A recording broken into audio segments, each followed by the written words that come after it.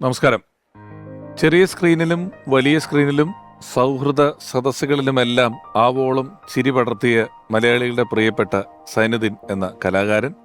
ഓർമ്മയിലെന്നും സൈനുദ്ദീൻ എന്ന പരമ്പര തുടരുന്നു. ഇനി ഒരാളെ കൂടെ ഞാൻ ഇങ്ങോട്ടേക്ക് ക്ഷണിക്കുകയാണ്. ഒരുപക്ഷെ നിങ്ങൾക്കെല്ലാം വളരെ ബാല്യം തൊട്ടേ പരിചയമുള്ള ഒരാളാണ്. ഇപ്പോൾ അഭിനേതാവാണ്. നിരവധി പ്രോഗ്രാമുകളിൽ വന്ന് അദ്ദേഹത്തിൻ്റെ പ്രകടനങ്ങൾ കൊണ്ട് നമ്മളെ അത്ഭുതപ്പെടുത്തിയിട്ടുള്ള ഒരു കലാകാരനാണ്. നമ്മുടെ പ്രിയപ്പെട്ട സൈനുക്കയുടെ മകനാണ് സിനിൽ സൈനുദ്ദീൻ.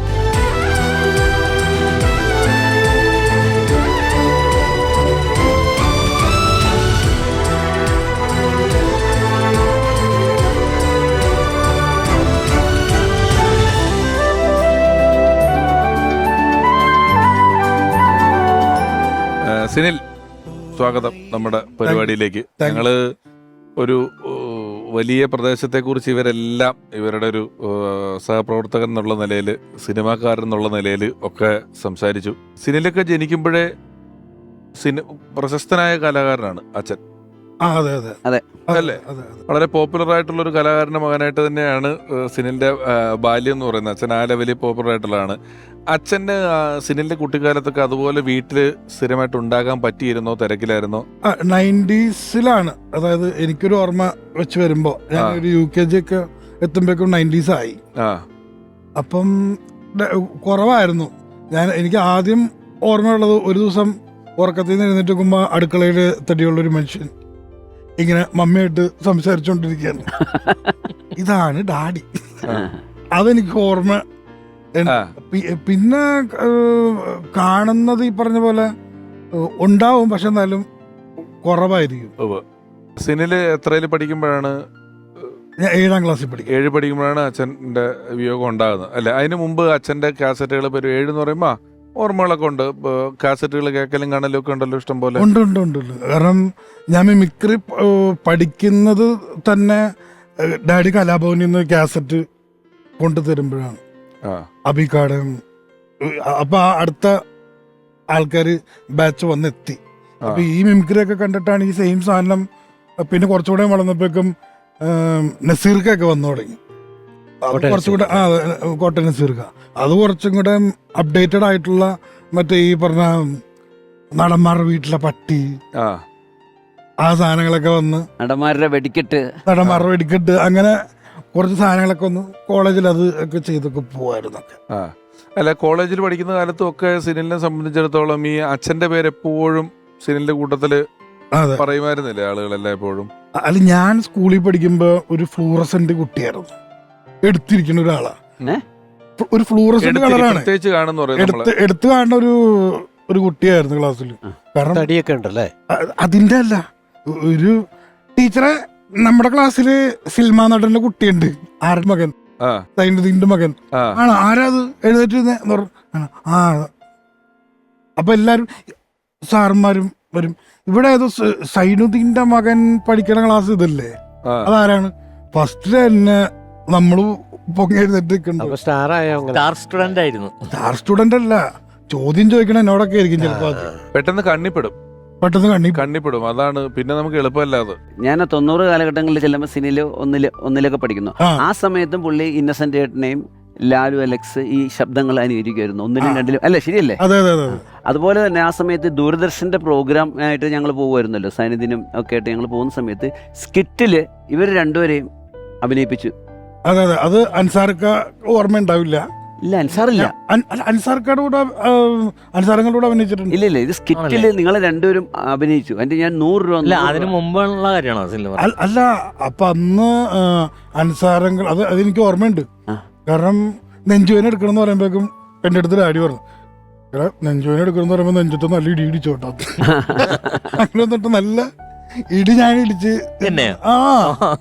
അപ്പൊ എന്നോട് പറയാൻ ചെയ്ത്, എന്ത് ഇടിയാണ് ഇടിച്ച? പതുക്കെ ഇടിക്കാൻ. ഡാഡി പാടെന്ന് പറഞ്ഞു, എടാ ഇങ്ങനെ നെഞ്ചത്ത് ഇടിക്കുന്നതുണ്ട്, അപ്പൊ ശരിക്കും നല്ല ഇടി ഇടിച്ചോളാൻ പറഞ്ഞു. ഞാൻ നല്ല ഇടി ഇടിച്ചു കൊടുത്തു. ഇത് ഏത് പരിപാടിക്കാണ് പ്രസാദ്? ദൂരദർശന്റെ പ്രോഗ്രാമിന് ഇവർ രണ്ടുപേരും സിനിലും സിൻസിലും രണ്ടുപേരെയും കൊണ്ടുപോയി അവര് ഒരു ചെറിയ സ്കിറ്റിൽ അവരെ അഭിനയിപ്പിച്ചു. നല്ല ഓർമ്മയുണ്ട് എനിക്ക്. എന്നിട്ട് ഞാൻ 100 രൂപ അപ്പൊ പറഞ്ഞു, നീ എന്തിനോടെ കാശ് കൊടുക്കണം എന്റെ മക്കൾക്ക് എന്ന് പറഞ്ഞു. എന്റെ കൈ നീട്ടമായിട്ടിരിക്കട്ടെ എന്ന് പറഞ്ഞിട്ട് രണ്ടുപേർക്കും 100 രൂപ ആ ഫ്ലോറിൽ വെച്ച് കൊടുത്തു. അതുപോലെ തന്നെ പുള്ളി വന്നു കഴിഞ്ഞിട്ട് പുള്ളി ഭയങ്കര കൗണ്ടർ. എനിക്ക് തോന്നുന്നു ഈ പേസ്റ്റ് ഒക്കെ പിതുക്കി കളഞ്ഞിട്ടുണ്ടല്ലേ, നീളം നോക്കാൻ.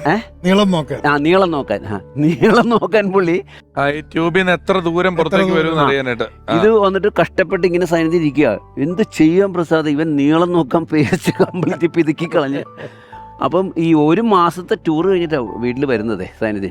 അപ്പോഴേക്കും ഇവൻ പറയും പുറത്തു പോകണം എന്ന് പറയും. പുറത്തു പോകണം ഡാഡി, പുറത്തു പോകണം എന്ന് പറഞ്ഞ് കരച്ചില്ല. അപ്പോൾ ഉടനെ സൈനിധൻ പുറത്തോട്ട് കയറിക്കോ എന്ന് പറയും കുനിഞ്ഞ് എന്നിട്ട്.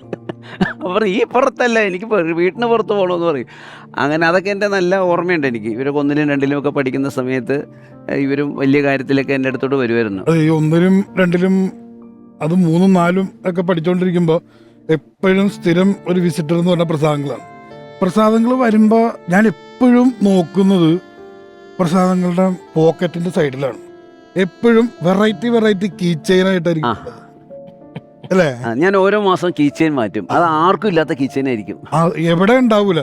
നല്ല രസമാണ് കാണുമ്പോൾ. ഒരു ലാമ്പി ഉണ്ട്. മുമ്പ് LKGയിലും UKGയിലും 1ലൊക്കെ പഠിക്കുമ്പോൾ എന്നെ സ്കൂളിൽ കൊണ്ടാക്കണത് ഡാഡി പുറകിലിരിക്കും, പ്രസാദങ്ങള് ഫ്രണ്ടില്. ഈ ഒരു വള്ളിയൊക്കെ ഉണ്ട്, കണ്ണടക്ക് ഒരു വള്ളിയൊക്കെ ഉണ്ട്. അതൊക്കെ ആയിട്ടാണ്. മാത്രമല്ല ഈ സ്കൂളിൽ നിന്ന് കംപ്ലൈൻറ്റ്സ് വരുവേ. ആ സ്കൂൾ ഏതാണ്? മേരിമാത. അപ്പൊ കംപ്ലൈന്റ് പറയുമ്പോൾ എൻ്റെ അടുത്ത് പറയട്ടോ വലിയ തലവേനയാ, അവൻ അവിടെ എന്തോ കുഴപ്പം കാണിച്ചിട്ടുണ്ട്, ബാ സ്കൂട്ടർ എടുക്കുന്നു പറയും. അങ്ങനെ ഞാൻ പോയി പോയി അവിടെ സ്കൂളിൽ ചെന്ന് ഹെഡ് മിസ്ട്രസിനെ കണ്ട് സോറിയൊക്കെ പറയും. സൈനിധിൽ ഇവൻ എന്തൊക്കെ കുഴപ്പം കാണിച്ചിട്ടുണ്ട് അവിടെ. അപ്പൊ ആ സ്കൂളിൽ ഗാർഡിയനായിട്ട് പോകുന്നത് ഞാനാ സൈനിധിന്റെ കൂടെ. കറങ്ങി തിരിഞ്ഞ് പുള്ളിയും സിനിമയിലും മിമിക്രിയിലും ഒക്കെ ആയിട്ട്. മിമിക്രി പക്ഷെ അങ്ങനെ പ്രൊഫഷണൽ ആയിട്ടൊന്നും പോയിട്ടില്ല, ചെയ്യുന്നല്ലേ ഉള്ളൂ. ഇല്ലില്ല, നമ്മൾ പറഞ്ഞു പോകുമ്പോ കാണിക്കണം എന്നുള്ളൂ. പക്ഷെ അത് ബാക്കിയുള്ളവർ വളരെ കാര്യമായിട്ട് എടുത്തു. അപ്പൊ അല്ല, നിങ്ങൾ സിനിലിന് ഓൾറെഡി അഡ്രസ് കിടക്കുവാണല്ലോ. അതെ. അപ്പം പിന്നെ അത് നമ്മൾ തമാശക്ക് കാണിച്ചാൽ കൊള്ളാം എന്ന് പറഞ്ഞ് കാണിക്കുന്നത്. എന്റെ അടുത്ത് കാളിദാസൻ പറഞ്ഞിട്ടുണ്ട്. കാളിദാസൻ തമിഴ് സിനിമയിൽ വരുന്ന കാളിദാസൻ ഒരു ട്രൂപ്പിൽ മിമിക്രി കളിച്ചിട്ടില്ല, അല്ലാതെ ഒരു വലിയ മിമിക്രി ആർട്ടിസ്റ്റ് ആയിട്ടില്ല, മിമിക്രി എവിടെയെങ്കിലും ചെയ്ത് അതിൽ നിന്ന് പൈസ ഉണ്ടാക്കിയിട്ടില്ല, ഒന്നുമില്ല. ഏതൊക്കെയോ അവാർഡ് നൈറ്റുകളിൽ തമിഴ് പോയപ്പം ജയറാമിന്റെ മോനല്ലേ കാടി. അതോടുകൂടി തമിഴ്നാട്ടിൽ എവിടെ പോയാലും ഇതൊരു ബാധ്യതയായിട്ട് സീരിയസ് ആയിട്ട് എടുക്കും ആൾക്കാര്. അങ്ങനെ എടുത്താണ്. പിന്നെ നന്നായിരുന്നു കാണിച്ചതെന്നുള്ളതുകൊണ്ട്, അതുകൊണ്ട് അല്ലാണ്ട് സീരിയസ് ആയിട്ട് എടുക്കാൻ പറ്റുമല്ലോ. കാണിച്ചത് പലതും വളരെ അത് രക്തത്തിലുള്ളതാണ്. അതുകൊണ്ട് അത് കാണിച്ചതെല്ലാം വളരെ ഭംഗിയായിട്ട് കിട്ടിയിട്ടും കാര്യങ്ങളും ഉണ്ട്. അച്ഛൻ പക്ഷെ ഈ പറഞ്ഞ പോലെ സിനിലിന് അങ്ങനെ ഒരു ഈ പ്രൊഫഷണൽ ഉപദേശങ്ങളൊക്കെ തരേണ്ട ഒരു പ്രായത്തിന് മുമ്പേ അച്ഛൻ പോയിട്ടുണ്ട് അല്ലെ. പക്ഷെ ഇപ്പോഴും ലൊക്കേഷനിലൊക്കെ പോകുമ്പോ ഈ ഒരു അച്ഛന്റെ കഥകൾ പറഞ്ഞു തരാറുണ്ടോ ആളുകൾ സിനിലിന്? ഒരുപക്ഷെ സിനിൽ ചെയ്യുന്നത് വളരെ പുതിയ പടങ്ങളാണെങ്കിൽ അങ്ങനെയുള്ളൊരു സമകാലീനർ അവിടെ ഉണ്ടാവണമെന്നില്ല. എന്നാലും പക്ഷെ കേട്ട കഥകളൊക്കെ തന്നെയാണ്. പക്ഷെ കേൾക്കാത്ത കഥകൾ മമ്മിയുടെ അടുത്ത് നിന്നാണ് കിട്ടുന്നത്. അതായത് ഡാഡിയും മമ്മിയും കല്യാണം കഴിഞ്ഞ് ഫ്രഷ് കപ്പിൾസ് നമ്മുടെ ഷേണായ്സ് തിയേറ്ററിൽ നിന്ന് ഇറങ്ങി വരികയാണ്.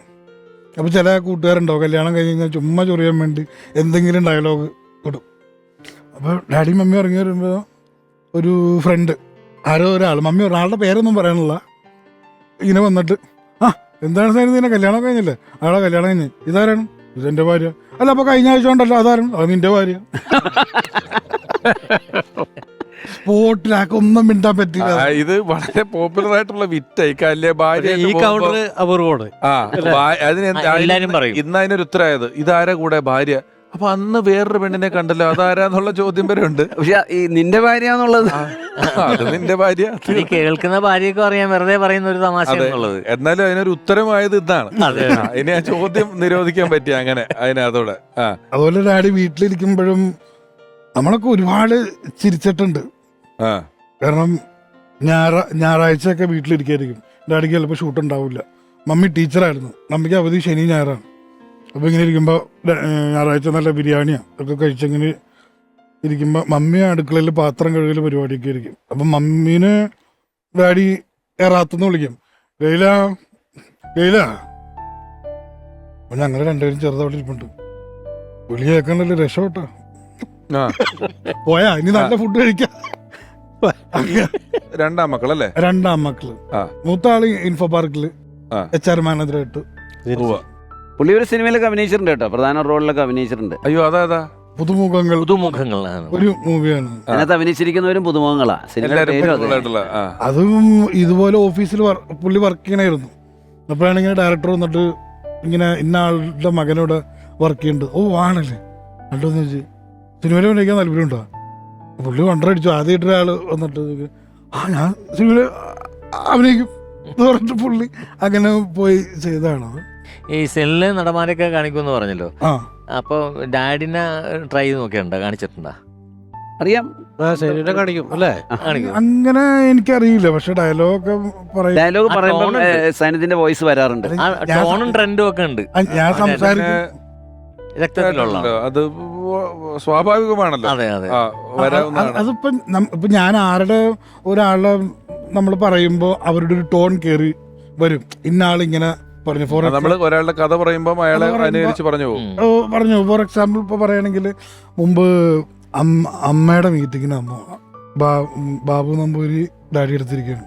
അപ്പോൾ ഡാഡി എടുത്ത് ബാബു നമ്പൂരി സരിതീനെ കഴിഞ്ഞ 2 പടത്തിന് ചെക്ക് എനിക്ക് മാറി കിട്ടിയിട്ടില്ല. അപ്പോൾ ഡാഡി പറയണം അതിന് ഈ സൗണ്ടി പറഞ്ഞ അറിയാക്കാനാണ്. ഈ സൗണ്ടിൽ പറഞ്ഞ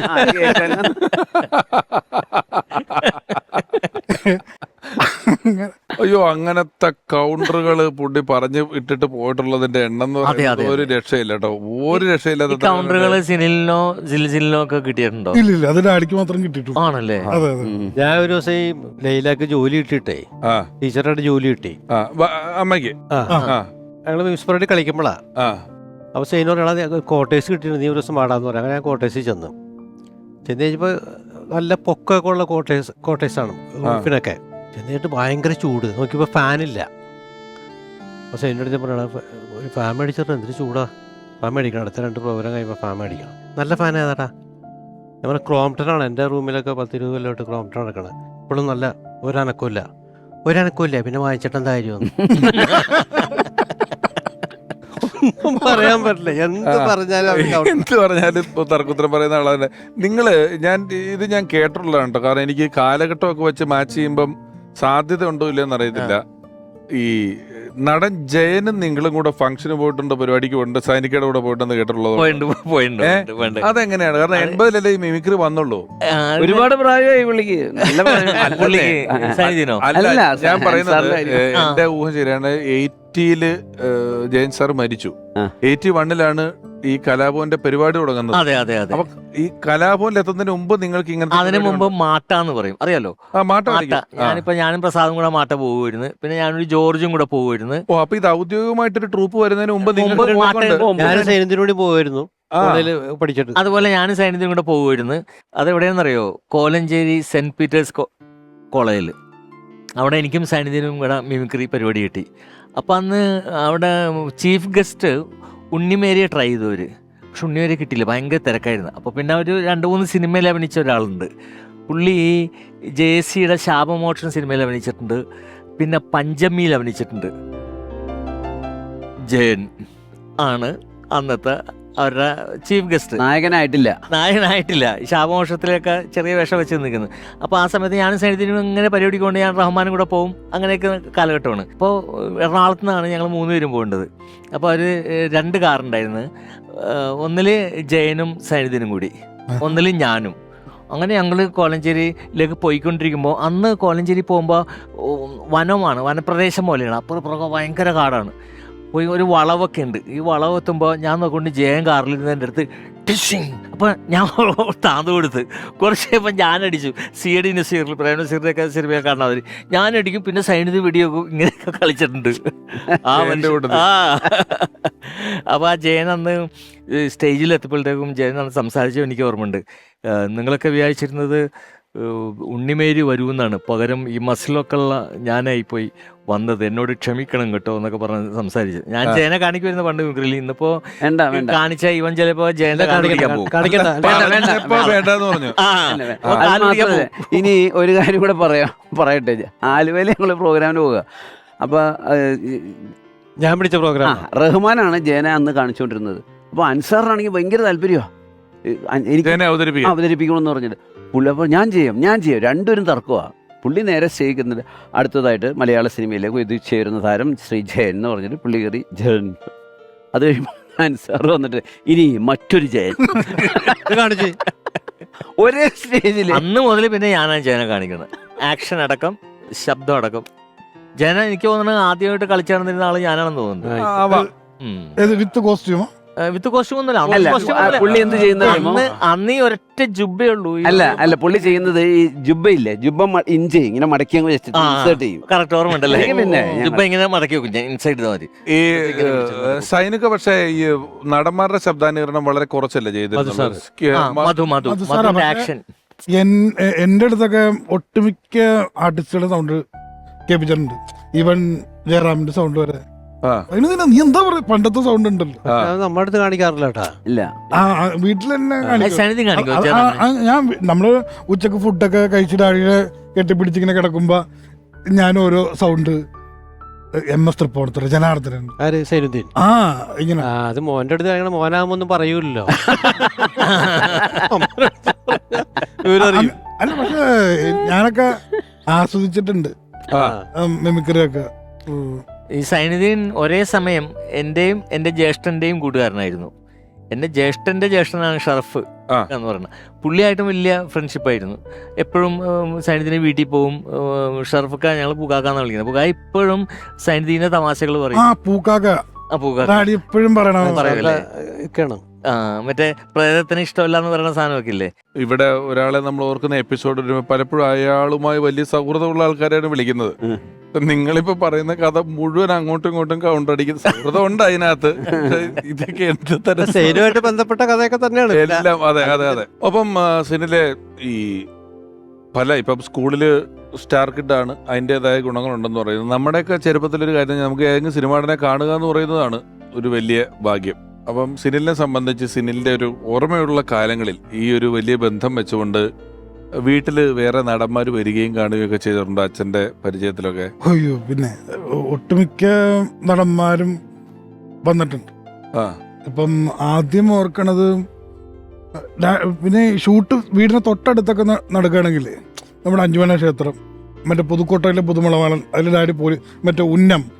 എടാ പോലീസ് ആദ്യം വേണ്ടത് ഉന്നമാണ്, മനസ്സിലായി? മറന്ന് തെന്നി പറഞ്ഞ കവികൾ വരെ അതിനെ കുറിച്ച് പാടിയിട്ടുണ്ട്. അപ്പൊ ഞങ്ങളുടെ വീട്ടിൽ ഞങ്ങള് സ്കൂൾ വിട്ട് തിരിച്ചു കഴിഞ്ഞപ്പോഴേക്കും ഡാഡി പോലീസിന്റെ കോസ്റ്റ്യൂമില് ഇവിടെ ആരാടാ പഠിക്കാത്തത് ഇതൊക്കെ ചോദിച്ചോണ്ട് സത്യം നീണ ഇതൊക്കെ പറഞ്ഞിട്ടുണ്ട്. പോലീസിന്റെ കോസ്റ്റ്യൂമിലൊക്കെ ഡാഡി കസ്റ്റംസിന്റെ ഓഫീസിൽ അന്നാണ് കസ്റ്റംസ് ഡയറിയുടെ മൂവിയുടെ ആ സമയത്താണ് ബാബു ആന്റണി വീട്ടിൽ വന്ന. അന്ന് ബാബു ആന്റണി കത്തി നിക്കാണ്. അങ്ങനെ ബാബുവാൻ വീട്ടിൽ വന്നപ്പോ ഞാനും ഞെട്ടിക്ക. നേരിട്ട് യേശു ക്രിസ്തുവിനെ കണ്ട പോലത്തെ ഒരു ഹൈറ്റും മീശയും മുടിയൊക്കെ. അപ്പൊ വീട്ടിൽ വന്നിട്ട് ഞാൻ ആദ്യം ചോദിക്കണം, ഇവിടെ തൊടാൻ പറ്റുമോ? ഹൈറ്റ് ഉള്ളതുകൊണ്ട്. ഇതുപോലെ ഹൈറ്റ് ഉള്ള ഒരാള് വീട്ടിൽ വന്നിട്ടുണ്ട്, ക്യാപ്റ്റൻ രാജു. അത് തന്നെ ക്യാപ്റ്റൻ രാജു വീട്ടിൽ വന്നു. ഡാഡി വീട് വെച്ചിട്ട് അധികം നാളായിട്ടില്ല, പുതിയ വീട് വെച്ചേക്ക്. അപ്പം ഇതാണ് ഡ്രോയിങ് റൂം, ഇത് ഡൈനിങ് ഹാള്, ഇത് കിച്ചൺ, ഇതാണ് മാസ്റ്റർ ബെഡ്റൂം എന്ന് പറഞ്ഞാൽ മാസ്റ്റർ ബെഡ്റൂമിൽ വന്നപ്പോൾ അന്നത്തെ കാലത്ത് AC എന്ന് പറഞ്ഞാൽ വിൻഡോ AC ആണ്. വിൻഡോ. അപ്പൊ അവിടെ അടുത്ത് വന്ന് നിന്നിട്ട് ക്യാപ്റ്റൻ രാജു പറഞ്ഞു, സൈനുദ്ദീനെ ഈ AC-യുടെ മുന്നിൽ വലിയൊരു ഗ്യാപ്പ് ഉണ്ട്. ഞങ്ങൾ ആദ്യമായിട്ട് അന്ന് അങ്ങനെ ഒരു ഗ്യാപ്പ് ഉണ്ടെന്ന് അറിയണത്. ഈ ഗ്യാപ്പ് ഒന്ന് ഫില്ല് ചെയ്താ നല്ല കൂളിംഗ് ആയിരിക്കും. അപ്പോഴാണ് അല്ല ഇത് നമ്മൾ ആദ്യമായിട്ടുള്ള കാണും, ഇതിന് വേണ്ടി ഗ്യാപ്പ് ഉണ്ട്, നിങ്ങൾക്ക് കാണൂല. ഞങ്ങളെല്ലാരും ഇത്രേ ഉള്ളൂ. ഹൈറ്റ് ഉള്ളതുകൊണ്ട് നേരെ കാണുന്നത്. ഇത്രയും പൊക്കമുള്ള ഒരാൾ ആദ്യമായിട്ട്. അതുപോലെ അനീഫ്കയായിട്ട് ഭയങ്കര ബന്ധമായിരുന്നു. അതുപോലെ തന്നെ അനീഫ്കയുടെ മാരേജ് കഴിഞ്ഞപ്പോ ഒരു പാർട്ടി കൊടുക്കാനായിട്ട് തീരുമാനിച്ചു. ഓർമ്മയുണ്ടോ ആ ദിവസം? അനീഫങ്ങളും വൈഫും വീട്ടില് കല്യാണം കഴിഞ്ഞിട്ട് വീട്ടിൽ വന്ന ഒരു ഗസ്റ്റ് ഉണ്ടായിരുന്നുള്ളൂ. അതല്ല, ഞാനായിരുന്നു. നീ മാത്രം വന്നാൽ മതി എന്ന് പറഞ്ഞു. അല്ല, പുറത്തുനിന്ന് ഇവരുടെ വീട്ടില് ഗസ്റ്റായിട്ട് വരുന്നത് അനീഫ്കയും വൈഫും നീ കൂടെ വരണമെന്ന് പറഞ്ഞ് അങ്ങനെ ഞാനും കൂടെ പോയിരുന്നു. അങ്ങനെ അന്ന് ഒരുപാട് തമാശകളിരുന്നു. പുള്ളി ചിരിയുടെ ആളാണല്ലോ. കാരണം ഈ സൈനുദ്ദീൻ എന്ത് പറഞ്ഞാലും പുള്ളി ഇങ്ങ് ചിരിക്കും. പുള്ളി ഇത്രയധികം ചിരിക്കുന്ന ഒരു മനുഷ്യനെ ഒരു ചിരിയാണ്. അതൊക്കെ എന്നും ഓർമ്മയിൽ നിൽക്കുന്ന കുറെ. സൈനികയുടെ നല്ല ഓർമ്മകളുമായി ഒരുപാട് വേദികളിൽ അദ്ദേഹത്തോടൊപ്പം പരിപാടികൾ അവതരിപ്പിച്ചിട്ടുള്ള പ്രിയപ്പെട്ട രമേശ് കുറുമശ്ശേരി. ഗിന്നസിന് വേണ്ടിയിട്ട് ആദ്യമായിട്ട് ചെയ്ത ഓഡിയോ കാസറ്റിൽ ഞാനും KS പ്രസാദേട്ടനും സൈനുക്കയും കൂടിയായിരുന്നു. ആദ്യമായിട്ട് ഗിന്നസിന് വേണ്ടിയിട്ടുള്ള ഒരു ഓഡിയോ കാസറ്റ് ചെയ്തത്. അന്ന് രസകരമായ ഒരു സംഭവം ഉണ്ടായെന്ന് വെച്ച് കഴിഞ്ഞാൽ ഇദ്ദേഹം പലപ്പോഴും കൊച്ചുകുട്ടികളുടെ രീതിയിലുള്ള ഒരു സ്വഭാവമായിരിക്കും. ഞങ്ങൾ ഭക്ഷണം കഴിക്കാൻ പോയപ്പോൾ അന്ന്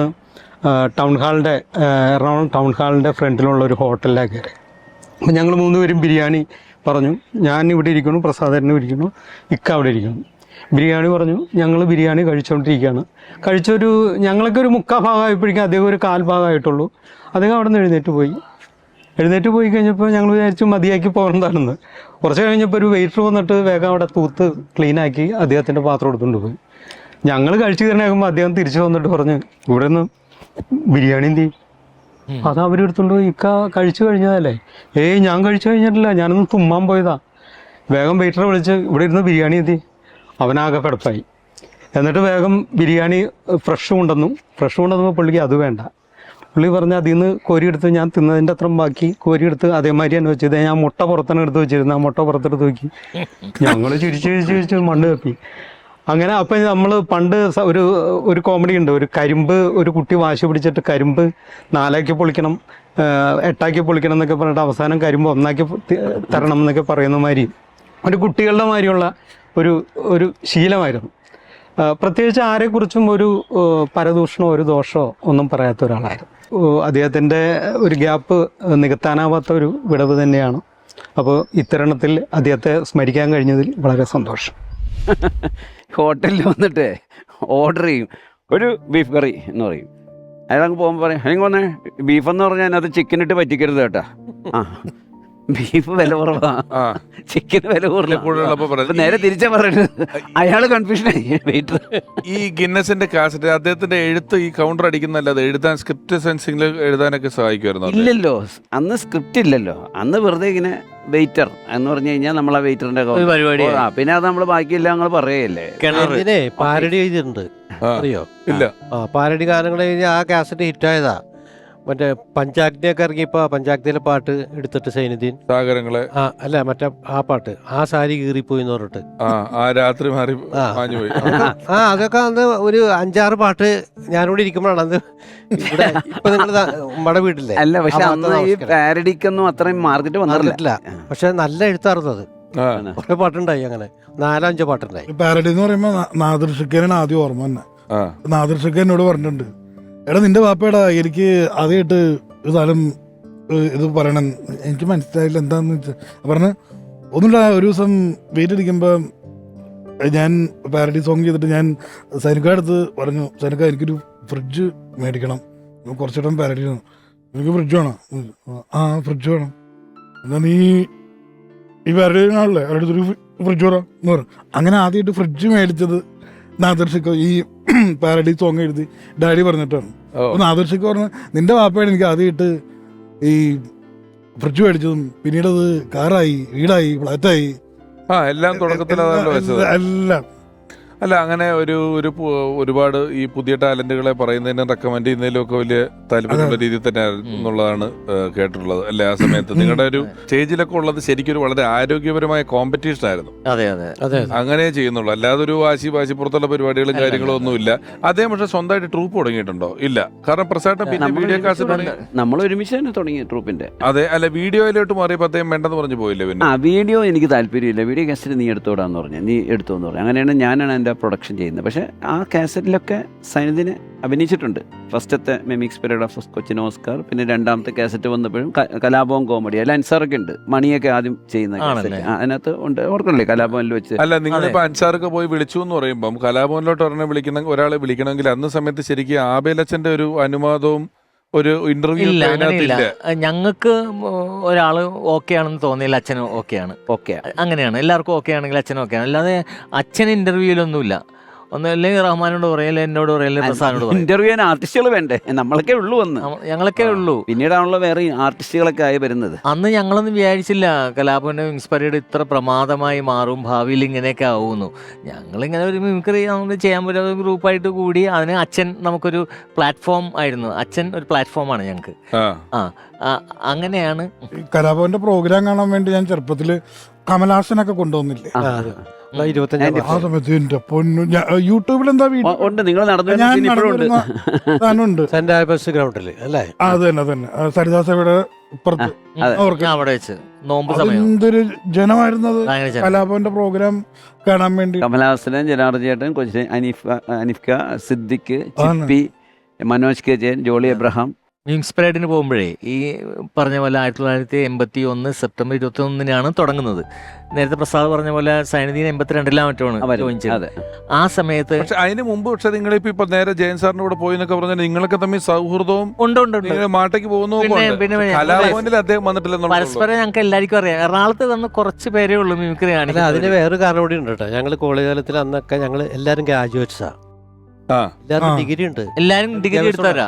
അപ്പൊ ഈ കോളേജ് തലത്തിൽ തന്നെ ഞങ്ങൾ തമ്മിൽ ഒരു മത്സരങ്ങൾ നടത്തിയിട്ടുണ്ട് പല സ്ഥലം. കാരണം ഒരു കൊല്ലം മുകേഷ് 1979 മോണാക്ട് ഫസ്റ്റ് ആയിരുന്നു, ഞാൻ 80 ഫസ്റ്റ്, ഞാനും 80 കിട്ടി, ഇവനും പ്രസാദും 80 അതിന് ശേഷം റഹ്മാൻ വന്നു. അങ്ങനെ എല്ലാവരും യൂണിവേഴ്സിറ്റി ഫെയിം ആണെന്ന് അന്ന് അറിയപ്പെടുന്ന യൂണിവേഴ്സിറ്റി ഫെയിം എന്ന് പറഞ്ഞാൽ നമ്മൾ കലാഭവൻ കിട്ടിയിട്ടുണ്ട്. സൈനുദ്ദീൻ ഉണ്ട് യൂണിവേഴ്സിറ്റി, വർക്കിച്ചമ്പട്ട് കിട്ടിയിട്ടുണ്ട്. 81 മുകേഷിന് കിട്ടി ഫസ്റ്റ്. 81 മുകേഷ്. എനിക്ക് പങ്കെടുക്കാൻ പറ്റില്ല, എനിക്കന്ന് എക്സാമിനേഷൻ ഉണ്ടായിരുന്നു. ആണ് എന്റെ തൊട്ട് തലേ കൊല്ലം മുകേഷിന് കിട്ടിയിട്ടുണ്ട്, അതെനിക്ക് ഓർമ്മയുണ്ട്. അങ്ങനെ ഓൾറെഡി ഈ യൂണിവേഴ്സിറ്റി പ്രൈസ് കിട്ടി പത്രത്തിലൊക്കെ പടം വന്നിട്ടുള്ള ആൾക്കാരായിട്ടുള്ളവരാണ് ഇതില് തുടങ്ങിയിരിക്കുന്നത്. എന്റെ വന്നിട്ടുണ്ട് 2003 പത്രത്തിലൊക്കെ മിമിക്രി കാണിച്ചു. നീ യൂണിവേഴ്സിറ്റി വന്നിട്ടുണ്ടോ? അങ്ങനെയാണെങ്കിൽ 97 എന്റെ വന്നിട്ടുണ്ട്, ഞാൻ പറയാൻ നിൽക്കുന്നത്. അല്ല നീ പറഞ്ഞത് നന്നായി. അല്ല ഇവരൊക്കെ കൂടെ ആ കാലത്തിൽ മാത്രമേ വിദ്യാഭ്യാസം ഉള്ളൂ, ഇതുമല്ലെന്നുള്ള വണ്ടി അങ്ങോട്ട് പൊക്കോണ്ടിരിക്കുവായിരുന്നു. ഞാൻ വിദ്യാഭ്യാസം എന്ന് പറഞ്ഞപ്പോ വിചാരണ എന്നെ ഒരു നോട്ടം നോക്കി. അപ്പൊ ഈ 97 നമ്മുടെ 90 തമ്മിൽ വലിയ ദൂരമൊന്നും ഇല്ല. ഞാൻ എന്റെ മിമിക്രിയിലെ ജഡ്ജായിരുന്നു ഇപ്പൊ വീഡിയോ വാളിൽ വന്ന രമേശ് കുറുമശ്ശേരി. അത് ശരി. അദ്ദേഹം എനിക്ക് യൂണിവേഴ്സിറ്റി യൂണിവേഴ്സിറ്റത്തിന് ജഡ്ജാ. എന്നാൽ ഞാൻ സൈനുദ്ദീനെ ആദ്യം പരിചയപ്പെടുന്നത് മഹാരാജ് കോളേജിൽ സ്റ്റാലിൻസ് ഇന്റർനാഷണലിന്റെ മത്സരത്തിൽ ഞാൻ മത്സരിക്കുമ്പോൾ എന്റെ ജഡ്ജായിരുന്നു സൈനുദ്ദീൻ. ഇതൊക്കെ എങ്ങനെയാണ് നിങ്ങൾ പ്രായം എന്നെക്കാളും 8-9 വയസ്സ് മൂത്തതാ സൈനുദ്ദീൻ. പക്ഷെ സ്റ്റാലിൻസിനെ അന്ന് നമ്മള് അധികം പരിചയപ്പെടാൻ പറ്റില്ലല്ലോ, ഇങ്ങനെ കണ്ട് ദൂരെന്ന് കണ്ട് ചിരിച്ചു പോയി. പിന്നെ പരിചയപ്പെടുന്നത് പുള്ളിയുടെ കല്യാണത്തിന് എന്നെ വിളിക്കാൻ വരുന്നത്. അങ്ങനെയാണ് നമ്മൾ ആദ്യം വിളിക്കുന്നത്, അൻസാറായിട്ട്. അതെ അതെ, എൻ്റെ ഓഫീസിൽ അറിയാം, പ്രസാദ് എന്ന് പറഞ്ഞാലും അൻസാർ എന്ന് പറഞ്ഞാലും സൈനുദ്ദീനെയൊക്കെ എല്ലാവരും അങ്ങോട്ടും ഇങ്ങോട്ടും അറിയാം, പരിചയമില്ലെന്നേ ഉള്ളൂ, കമ്മ്യൂണിക്കേഷൻ ഇല്ലല്ലോ അന്ന്. അങ്ങനെ എൻ്റെ ഓഫീസിൽ വന്നിട്ടാണ് പുള്ളിയുടെ കല്യാണം വിളിക്കുകയാണ്. പിന്നെ കല്യാണത്തിന് ഞങ്ങൾ ചെന്ന ശേഷമാണ് പിന്നെ ഞങ്ങൾ സുഹൃത്തുക്കളാവുന്നത്. അന്നൊക്കെ ഈ സ്റ്റാലിൻസിന്റെ പരിപാടിക്ക് സ്റ്റേജിൽ കയറി കഴിഞ്ഞാൽ വലിയ ആർട്ടിസ്റ്റാണ്. അന്ന് ഈ കലാഭവൻ എന്ന് പറയുന്ന പോലെ മറ്റൊരു തട്ടകമാണ് സ്റ്റാലിൻസ് ഇന്റർനാഷണൽ. അപ്പോൾ ആ കാലത്ത് സൈനുദ്ദീനും ഒരു നാഗമണി, ഗോപകുമാർ, ഇവര് 3 പേരും കൂടെ പരിപാടിക്ക് പോയിരുന്നു. ഇവര് നാട് വിട്ട് പുറത്ത് പരിപാടിക്ക് പോയി. 3 മൂട്ടകൾ ആന്ധ്രയിൽ പരിപാടിക്ക് പോയി. ഇവര് പരിപാടിക്ക് പോയി കഴിഞ്ഞു വന്ന് സൈനുദ്ദീൻ എന്നെ കാണിക്കണതാണ്. എനിക്ക് അത്ഭുതപ്പെട്ടു പോയി. ഒരു കൂളിംഗ് ഗ്ലാസ് പരിപാടിയുടെ കാശ് കൊണ്ട് വാങ്ങിച്ചിട്ടെന്ന് പറഞ്ഞ് കൂളിംഗ് ഗ്ലാസ് എടുത്ത് വെച്ചിട്ട് എന്നെ കാണിച്ച്. അപ്പോൾ ഞാൻ വിളിച്ചു കൂളിംഗ് ഗ്ലാസ് ഒക്കെ വാങ്ങിക്കണം പരിപാടിക്ക് വെച്ചിട്ട്. സൈനികയുടെ ഓർമ്മകളുമായി നമ്മളോടൊപ്പം അദ്ദേഹത്തിന്റെ കൂടെ ഒരുപാട് വേദികളിൽ പങ്കെടുത്തിട്ടുള്ള സിനിമകളിൽ അഭിനയിച്ചിട്ടുള്ള വളരെ പ്രിയപ്പെട്ട കലാഭവൻ നാരായണൻ കുട്ടിച്ചേട്ടൻ. നമസ്കാരം. സൈനുദ്ദീൻ കലാഭവനിലപ്പോഴാണ് ഞാൻ കലാഭവനിൽ വരുന്നത്. ആദ്യം ഞാൻ കലാഭവനിൽ വരുമ്പോൾ സൈനുദ്ദീനുണ്ട്, റഹ്മാനുണ്ട്, ജയറാമുണ്ട്, രവിയുണ്ട്, പ്രസാദുണ്ട്, അങ്ങനെ നിരവധി കലാകാരന്മാരുള്ള സ്ഥലത്താണ് ഞാൻ ചെന്ന് പെടുന്നത്. അപ്പോൾ എനിക്ക് ഏറ്റവും ഇഷ്ടപ്പെട്ട ഒരാൾ സൈനുദ്ദീനാണ്. നമ്മൾ എന്ത് പറഞ്ഞാലും അതിന് അപ്പം തന്നെ കൗണ്ടർ പറയും. അങ്ങനെയുള്ളൊരു കലാകാരനെ ഞാൻ ഇതുവരെ കണ്ടിട്ടില്ല. പക്ഷേ സൈനുദ്ദീനിൽ നിന്ന് പലതും ഞാൻ പഠിച്ചത്, സൈനുദ്ദീൻ്റെ ഈ പ്രവൃത്തി കണ്ടിട്ട് ഞാൻ തന്നെ സ്വന്തമായിട്ട് എന്തെങ്കിലുമൊക്കെ ചെയ്യാൻ സാധിക്കുമെന്ന് എനിക്ക് തോന്നുന്നു. ആ സൈനുദ്ദീനിൽ നിന്ന് ഞാൻ പഠിച്ചത്. സൈനുദ്ദീൻ നല്ല കലാകാരനായിരുന്നു, സ്നേഹമുള്ളവനായിരുന്നു. അദ്ദേഹത്തിൻ്റെ കൂടെ നിരവധി സ്റ്റേജുകളിൽ ഞാൻ ആദ്യം പെർഫോം ചെയ്യാൻ കഴിഞ്ഞു. ആദ്യമായിട്ട് കലാഭവനിൽ ഞാൻ ചെയ്തത് ഇരിങ്ങാലക്കുട ഒരു സ്റ്റേജിലായിരുന്നു. അന്ന് ആദ്യമായിട്ട് കലാഭവനിൽ ഞാൻ ചെല്ലുന്നതും ആദ്യത്തെ പരിപാടിയും. ഇപ്പോഴും ആ സമയത്തൊക്കെ ഞാൻ സർവീസിൽ ഇരിക്കുന്നുണ്ട്. സർവീസ് ഇരിക്കുമ്പോൾ തന്നെയാണ് ഞാൻ കലാഭവനിൽ വന്നത്. എൻ്റെ ഓഫീസ് ടൈം കഴിഞ്ഞിട്ടാണ് ഞാൻ ഈ പരിപാടിക്കൊക്കെ പോകുന്നത്. ആ പരിപാടിക്ക് തന്നെ അന്ന് എനിക്ക് നല്ല കൈഡി കിട്ടി. ആ പരിപാടി ഗംഭീരമായി. അന്ന് മുതൽ നിരവധി കാലങ്ങൾ ഞാൻ കലാഭവൻ്റെ കൂടെ ആർട്ടിസ്റ്റായിട്ട് നടന്നിട്ടുണ്ട്. സൈനുദ്ദീനായിട്ട് ഞാൻ ഭയങ്കര കമ്പനിയായിരുന്നു. ഞങ്ങൾ ചെയ്യാത്ത പരിപാടികളൊന്നുമില്ല. സൈനുദ്ദീനെ ഓർക്കുമ്പോൾ തന്നെ എനിക്ക് വലിയ സങ്കടമുണ്ട്. സൈനുദ്ദീൻ അന്നത്തെ കാലത്ത് ഞാൻ നേരത്തെ പറഞ്ഞു വന്നത് 82 കാലത്തിലാണല്ലോ സൈനുദ്ദീൻ ജോയിൻ ചെയ്യണത്. അത് ആ സമയത്ത് ഞങ്ങൾ കോഴിക്കോട് മലപ്പുറം ആ ഭാഗത്തൊക്കെ പരിപാടി കഴിഞ്ഞ് വരുമ്പോൾ പാതിരാ സമയത്ത് ഏതോ ഒരു റോഡ് പണിയൊക്കെ നടക്കുന്നുണ്ട്. ഇതിലെ പോട്ടെ അവനിറങ്ങാനായിട്ട്. അപ്പോൾ നമ്മൾ പാതി ഉറക്കത്തിലും പാതി ഓർമ്മയിലും നമ്മൾ കേൾക്കും ഇങ്ങനെ സൈനുദ്ദീൻ പറയണത്, റൈറ്റ് ലെഫ്റ്റ് പോട്ടൊരു കാടൊക്കെ ഉള്ളൊരു സ്ഥലത്ത് അവൻ ഇറങ്ങും. ഒരു മനുഷ്യനുണ്ടാവില്ല. അവിടെ ഇറങ്ങിയിട്ട് അവനിങ്ങനെ നടന്ന് ഒരു ഇടവഴി കൂടെ പോണ കാണാം. ആ സ്ഥലം ഏതാണെന്നറിയോ? ഒബറോണിൻ്റെ തൊട്ടടുത്ത്.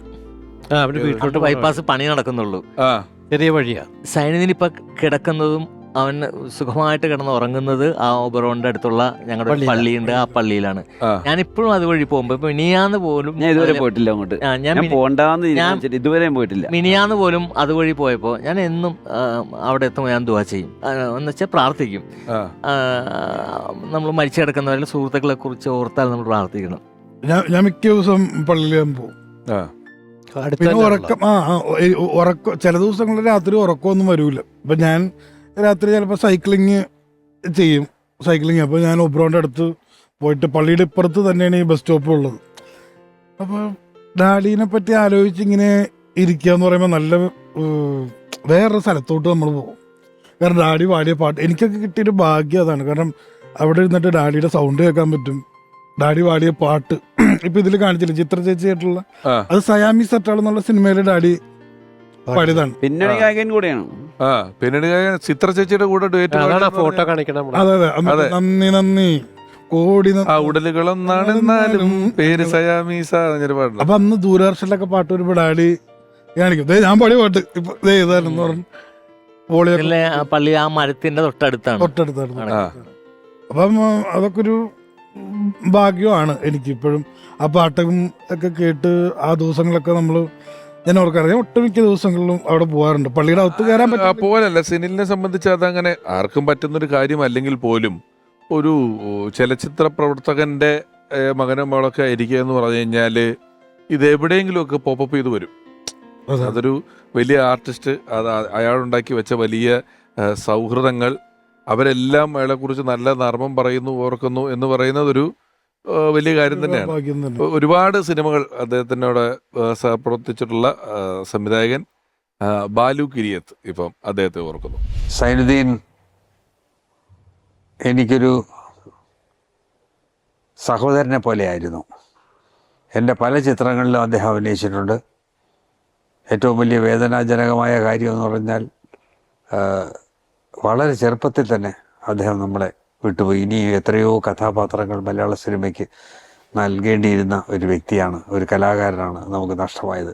ഒരിക്കൽ ഒരു സിനിമയുടെ ഷൂട്ടിംഗ് നടക്കുന്ന സമയം നമ്മുടെ TM ജേക്കബ് സാറിൻ്റെ കേരള കോൺഗ്രസിൻ്റെ സംസ്ഥാന സമ്മേളനത്തിൻ്റെ സമാപന റാലി നടക്കുകയാണ് എറണാകുളത്ത്.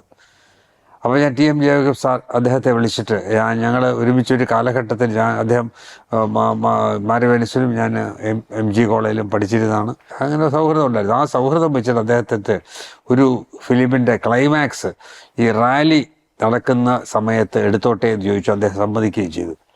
അതായത് ഒരു ബോക്സ് കൊണ്ട് ഒരു സംഘം ഓടുകയും അതിനെ നായകനും സംഘവും അതിനെ ചേസ് ചെയ്ത് പിടിക്കുന്നതുമാണ് ആ രംഗം. അത് ഈ റാലിക്കിടയിലൂടെയൊക്കെ ഓടുകയും ഒരു കളർഫുൾ ആക്കി എടുക്കാനായിട്ടാണ് ഞങ്ങളത് തീരുമാനിച്ചത്. അങ്ങനെ സൈനുദ്ദീനും ഈ സംഘാംഗങ്ങളോടൊപ്പം ഓടി.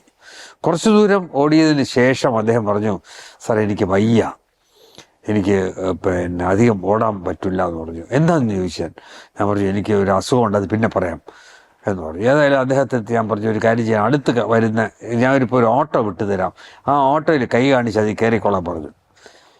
ആ ഓട്ടോ അങ്ങ് പോയി. വേറൊരു സ്ഥലത്ത് അതേ ഓട്ടം നിർത്തി ഇദ്ദേഹം ഇറങ്ങുന്നതായിട്ട് കാണിക്കുകയും ആ ക്ലൈമാക്സിൽ ഇദ്ദേഹത്തെ ജോയിൻ ചെയ്യിപ്പിക്കുകയും ചെയ്തു. കാരണം എന്ന് വെച്ചാൽ ക്ലൈമാക്സിൽ സൈനുദ്ദീൻ ഇല്ലാതെ വേണമെങ്കിൽ എടുക്കാം, പക്ഷെ സൈനുദ്ദീൻ വേണം. അത്രയ്ക്ക് നല്ലൊരു സ്നേഹിതനായിരുന്നു അദ്ദേഹം എനിക്ക്. അങ്ങനെ അത് ഷൂട്ട് ചെയ്തു. പിന്നീടാണ് അറിയുന്നത് അദ്ദേഹത്തിന് അങ്ങനെ ഹൃദയ സംബന്ധമായ ചില പ്രശ്നങ്ങളുണ്ടെന്നും അങ്ങനെ കുറച്ച് ദൂരം ഓടാനൊന്നും സാധിക്കുകയില്ലെന്നും എനിക്കതിൽ ഭയങ്കര വിഷമം തോന്നി. ഏതായാലും ഞാനത് മാനേജ് ചെയ്തു. അദ്ദേഹം അത് അഭിനയിക്കുകയും ചെയ്തു, നന്നായിട്ട് അഭിനയിക്കുകയും ചെയ്തു. അദ്ദേഹത്തെ നമുക്ക് നഷ്ടമായതിൽ ഞാൻ എൻ്റെ സങ്കടം ഞാൻ അറിയിക്കുന്നു. ഇത് 97 ഞങ്ങൾ സൈന്യനൊക്കെ ആയിട്ട് ഒരു യൂറോപ്പ് ട്രിപ്പ് പോകുന്നത്. അപ്പോൾ അവിടെ വെച്ചാണ് പുള്ളിക്ക് ആരോഗ്യപരമായിട്ടുള്ള ഒരു ജർമ്മനിയിൽ വെച്ച് ഓസ്ട്രിയ വെച്ചിട്ട് പെട്ടെന്ന് പുള്ളിക്ക് ഓർമ്മ നഷ്ടപ്പെട്ടു. സുമാരി ചേച്ചി ഉണ്ടായി, ചിപ്പി, പിന്നെ സൈനുദ്ദീൻ ഒക്കെ എല്ലാവരും വരുന്നത്. പിന്നെ സ്വിറ്റ്സർലൻഡിൽ എത്തിയപ്പോഴാണ് പുള്ളി ഇങ്ങനെ മഹാത്സ്യപ്പെട്ട് താഴെ വീണു. അങ്ങനെ ഹോസ്പിറ്റലിൽ അഡ്മിറ്റ് ചെയ്തു. അന്ന് പിന്നെ സൈനുദ്ദീനെ അന്ന് സ്റ്റേജിൽ കൊണ്ടുവന്ന് ജസ്റ്റ് ഒന്ന് കാണിച്ചിട്ട് പോയി. സ്കിറ്റ് ഞങ്ങളെല്ലാവരും കൂടി തന്നെ മാനേജ് ചെയ്തു. അവിടെ നിന്ന് ഇവിടെ വന്ന ശേഷമാണ് പിന്നെ പുള്ളി ട്രീറ്റ്മെൻറ്റിന് വേണ്ടി, അന്നാണ് ഈ അസുഖമുണ്ട് ലങ്സിനെന്ന് കണ്ടുപിടിക്കുന്നത്. ആ ഒരു ഫൈബ്രോസിസ്, ലിവർ ഫൈബ്രോസിസ്, ലങ്സിന്. ഈ ശരിക്കും ഞാൻ ആ ദിവസം ഓർക്കണുണ്ട്. ഈ പറഞ്ഞ വീട്ടിലൊക്കെ ശ്വാസം മുട്ട് കുറച്ചുണ്ടായിരുന്നേ. വീട്ടില് ഡാഡി പിന്നെ എപ്പോഴും തമാശ ആയതുകൊണ്ട് നമുക്ക് മനസ്സിലാവുമല്ലോ. സ്റ്റെപ്പ് ഡാഡി നിസ്കരിക്കാൻ വേണ്ടി മേലത്തെ റൂമിലെ നിസ്കരിക്കാൻ അങ്ങനെ പോകാൻ നേരത്ത് വെറുതെ സ്റ്റെപ്പ് കയറാൻ നേരത്ത് പേടിച്ച വെറുതെ ഇങ്ങനെ തമാശ ഇടക്കൊക്കെ ഇങ്ങനെ കാണിക്കും. ഈ ആക്ഷൻ ഉണ്ട്. വെറുതെ നമ്മളെപ്പോഴും കാണിക്കാം. ഹോട്ടലിലൊക്കെ ബില്ല് കാണിക്കുമ്പോ ഫുഡ് എങ്ങനെയുണ്ട് അല്ല ഇങ്ങനെയൊക്കെ കാണിക്കുകയൊക്കെ ചെയ്യും. അതുപോലെ വീട്ടിൽ സ്റ്റെപ്പ് കയറുമ്പോ കുറച്ച് ഡാഡി ശ്വാസം മുട്ടണം ഭയങ്കരമായിട്ട് പറ്റുള്ള അതുകൊണ്ട് ഇങ്ങനെ അത് പിന്നെ കുറച്ച് നാളുണ്ട് ഈ ശ്വാസം മുട്ടണ സീൻ. മൈ ഡിയർ കരടി ഒക്കെ സിനിമ ഒക്കെ കാണുമ്പോൾ നമുക്കറിയാം സൗണ്ടൊക്കെ മാറിയിരിക്കുക. എനിക്കൊക്കെ ആ സിനിമ കാണുമ്പോൾ എന്തോ പോലെയാണ്. ഡാഡീനൊക്കെ സുഖമില്ലാണ്ട് കാണുന്നൊരു അവസ്ഥ. സൗണ്ട് മാറി. മൈ ഡിയർ കരടി അത് കഴിഞ്ഞ് അമൃത ഹോസ്പിറ്റലിലായിരുന്നു ഡാഡി. ഒന്നര മാസം അമൃത ഹോസ്പിറ്റലായിരുന്നു. ആ പോണ ദിവസം ഓർമ്മ ഡാഡി ശ്വാസം മുട്ടിയിട്ട് ഇങ്ങനെ ബ്രീത്ത് പഠിച്ചോണ്ടിരിക്കും. അപ്പം തന്നെ മമ്മിയൊക്കെ സാരിയൊക്കെ കൊടുത്ത് അപ്പുറത്ത് അൻസാരി അമ്മേനൊക്കെ വിളിച്ച് ഹോസ്പിറ്റലിലോട്ട് സംഭവം കൊണ്ടുപോയി. നമുക്ക് കാണുമ്പോൾ പേടിയാവും ഈ ശ്വാസം മുട്ടിയിട്ടേ. ഇത് പിന്നെ ഈ പറഞ്ഞ ഡോക്ടർ ഇൻഹെയിലറൊക്കെ കൊടുത്തിട്ടുണ്ടായിരുന്നു. അപ്പൊ ഇതേപോലെ തന്നെ തമാശയൊക്കെ പറഞ്ഞിരിക്കുമ്പോൾ പെട്ടെന്ന് ചുമച്ചിട്ട് ശ്വാസം കൊണ്ട് ചിരിയൊക്കെ മാറി. നമ്മുടെ പേടിച്ചു പോയി. ശ്വാസം ചുമന്നു വരും ഹോസ്പിറ്റലിൽ പോയി കാണുമ്പോൾ ശ്വാസം. പിന്നെ അമൃത ഹോസ്പിറ്റലിലായിരുന്നു 1.5 മാസത്തോളം അവിടെ ഇരുന്ന് ഡാഡി ഉണ്ടായിരുന്നു. ഞാനും ആബലച്ചനും കൂടെ ഒരുമിച്ച് പോയി കണ്ടു പുള്ളിനെ. അത് ഡാഡി വരാനിരിക്കായിരുന്നു. വീട്ടിൽ മറ്റേ ഓക്സിജന്റെ പൈപ്പൊക്കെ വെച്ച് പണികളൊക്കെ ചെയ്തോണ്ടിരിക്കുക. ഓക്സിജൻ വെച്ചിട്ട് വേണം ഇനിയിപ്പോ ശ്വസിക്കാൻ വേണ്ടി അങ്ങനെ പണിതുകൊണ്ടിരിക്കുക. അപ്പൊ ഞാനിപ്പോ സമാധാനം തലേ ദിവസം രക്ഷപ്പെട്ടു, നാളെ ഡാഡി വീട്ടിലെത്തുമല്ലോ എന്ന് പറഞ്ഞ് ആ ദിവസം കഴിഞ്ഞ് രാവിലെയാണ് നവംബർ 4 ഈ 25 വർഷത്തിനടുക്ക് ഞാൻ 2-3 നവംബർ 4 മാത്രമേ മിസ് ചെയ്തിട്ടുള്ളൂ. ബാക്കിയെല്ലാം എല്ലാ നവംബർ 4 ഞാൻ സൈന്യത്തിന്റെ വീണ്ടും വൈകുന്നേരം ഉണ്ടാവും. ഞങ്ങളുടെ വീട്ടുകാരൊക്കെ നവംബർ 4 എന്ന് പറയുമ്പോൾ നമ്മുടെ വീട്ടിലെ കുറച്ച് ഈ പറഞ്ഞ BMI ഡാഡിയുടെ സഹോദരിമാരൊക്കെ വരും. പ്രസാദ് വരും. അങ്ങനെ ഒരു സംഭവം ഉണ്ട്. ആരൊക്കെ വരും അതിനനുസരിച്ചുള്ള ഫുഡൊക്കെ ഉണ്ടാക്കാൻ വേണ്ടിയിട്ട്. അപ്പം നവംബർ 4 ഇപ്പം സിനിൽ പറഞ്ഞു. സിനിലിന്റെ ബാല്യം തന്നെയാണ് ആ സമയത്തൊക്കെ. 6ാം ക്ലാസ് 7ൽ പഠിക്കുമ്പോഴെന്നല്ലേ പറഞ്ഞത്. അതിനുശേഷം ഇപ്പോഴും സിനില് നമ്മളൊരു പരിപാടി ചെയ്താൽ അല്ലെങ്കിൽ ഇന്ന് സിനിലിനെ കാണുമ്പോൾ ഒരാൾ വീണ്ടും ഒരു ശബ്ദം അനുകരിക്കുമോ എന്ന് ചോദിക്കുന്ന രീതിയിൽ അദ്ദേഹം ചെയ്തു വെച്ചിട്ട് പോയ ഒരുപാട് കഥാപാത്രങ്ങൾ, ഒരുപാട് സൗഹൃദങ്ങൾ, വേദികൾ, ഇതെല്ലാം മലയാളികൾക്ക് വളരെ പ്രിയപ്പെട്ടതാണ്. ഞാൻ ആമുഖത്തിൽ പറഞ്ഞ പോലെ അദ്ദേഹത്തിന്റെ ഒരു സിനിമയിലെ ലൈഫ് സ്പാനും വളരെ കുറച്ചുണ്ടായിരുന്നു. എന്ന് വെച്ചാൽ സിനിമയിൽ 80കളൊക്കെ തൊട്ട് ഉണ്ടെങ്കിലും സാധാരണഗതിയിൽ ഒരു സിനിമയിൽ ഒരുപാട് കഥാപാത്രങ്ങൾ തുരുതുരെ ചെയ്യത്തക്ക രീതിയിലുള്ളൊരു സ്പാനിൽ അദ്ദേഹം ഉണ്ടായിരുന്നു. പക്ഷെ കുറച്ച് സമയമാണെങ്കിലും ഒരുപാട് വലിയ സംവിധായകരോടൊപ്പം ഒരുപാട് നല്ല സിനിമകളിൽ നല്ല കഥാപാത്രങ്ങളുടെ ഭാഗമായി നല്ല അന്നുണ്ടായിരുന്ന മാധ്യമങ്ങളിലെല്ലാം stage, audio cassette, video cassette, satellite channel, cinema, അന്ന് എന്തെല്ലാം മാധ്യമങ്ങൾ അന്ന് നിലനിന്നിരുന്നോ അതിലൂടെ എല്ലാം മലയാളികൾക്ക് വളരെ പ്രിയപ്പെട്ട ഒരാളായി തന്നെ മാറിയ ആളാണ്. ഇപ്പം 80കളുടെ തുടക്കത്തിൽ ഇതുപോലൊരു ട്രൂപ്പ് തുടങ്ങുന്നതിന് മുമ്പ് തൊട്ടുള്ള സൗഹൃദമാണ് നിങ്ങളിൽ എല്ലാവരും ഇവിടെ വന്നതും പങ്കുവച്ചതും എല്ലാം. സൈനുദ്ദീൻ എന്ന മഹാനായ ആ കലാകാരനെ വീണ്ടും മലയാളികളോടൊപ്പം ഒരിക്കൽ കൂടി ഓർക്കുന്ന ഈ സന്ദർഭത്തിൽ എത്തിയ സിനിലിന് പ്രത്യേകിച്ചും അൻസാർക്ക, റഹ്മാനക്ക, പ്രസാദേട്ടൻ, മണിയമ്പിള്ള രാജേട്ടൻ എല്ലാവരോടുമുള്ള നന്ദി പറയുന്നു. ഓർമ്മയിലെന്നും സൈനുദ്ദീൻ ഈ ലക്കം ഇവിടെ പൂർണ്ണമാവുകയാണ്. ആൽബം സൈനി.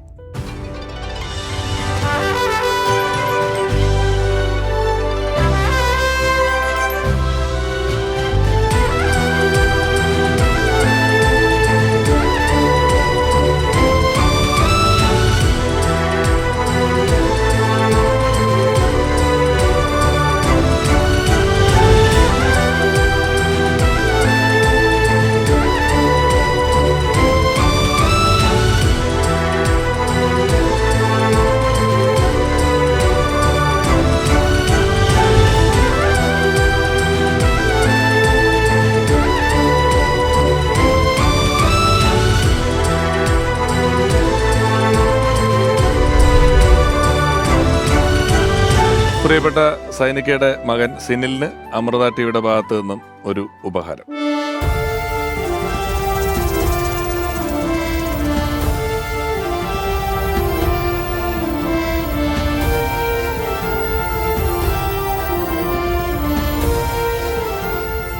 നമ്മളോടൊപ്പം ഇന്നില്ലാത്ത ഒരാളുടെ ഓർമ്മകൾ പങ്കുവെക്കുന്ന അവസരത്തിൽ ഇത്രയേറെ ചിരികൾ വരിക അല്ലെങ്കിൽ ചിരികൾ പറയപ്പെടുക എന്ന് പറയുന്നത് അദ്ദേഹം ചിരിയെ എത്രമാത്രം സ്നേഹിച്ചിരുന്നു എന്നതിൻ്റെ ഒരു വലിയ നിദർശനമാണ്.